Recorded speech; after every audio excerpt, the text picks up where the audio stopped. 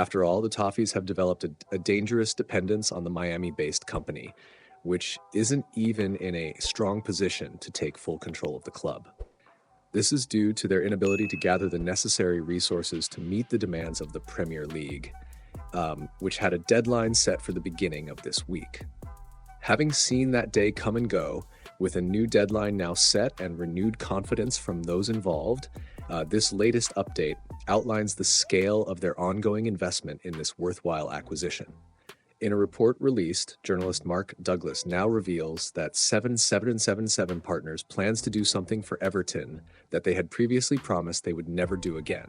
After all, when it comes to loans, they should know the importance of paying on time. If the MSP wasn't so kind, they could now be the ones taking control, denying their request for an extension and converting their loan into equity.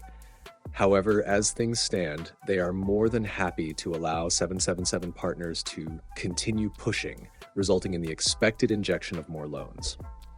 Douglas claims that sources close to the group have said that it is now likely to lend the club another tranche of money to cover operating and stadium development costs until the end of the season.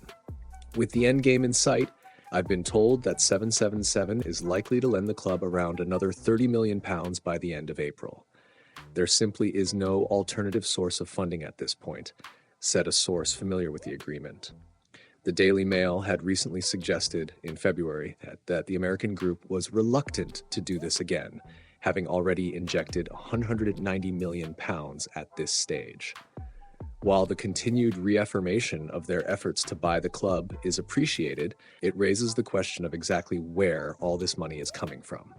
After all, they seemingly can't come up with the money to repay the MSP, and therefore clearly do not have sufficient additional funds to convince the Premier League to ratify the deal. So, as 777 Partners continue to inject money into Goodison Park, their dominance only grows. This will end in two ways. The first and much more favorable option would be to acquire the funds, pay off all debts, and start anew with a clean slate.